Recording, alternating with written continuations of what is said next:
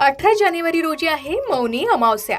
यावेळी मौनी अमावस्या आणखीच खास आणि विशेष आहे, कारण पंचांगानुसार नवीन वर्षातली ही पहिली मौनी अमावस्या आहे। पंचांगानुसार पौष महिन्यातील कृष्ण पक्षातील ही अमावस्या तिथी 17 जानेवारीच्या रात्री 12:04 सुरू होणार आहे आणि दुसऱ्या दिवशी 18 जानेवारीच्या रात्री 1:22 समाप्त होणार आहे। त्यामुळे उदय तिथीनुसार मौनी अमावस्या ही रविवारी 18 जानेवारी रोजी साजरी केली जाणार आहे।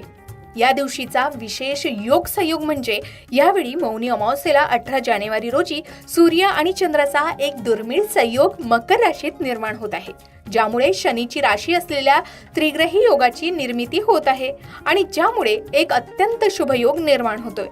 या दिवशी सूर्य आणि चंद्राचा संयोग खूप फायदेशीर मानला जातोय।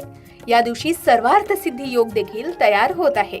मौनी अमावस्येच्या दिवशी ब्रह्ममुहूर्तापासून ते सूर्य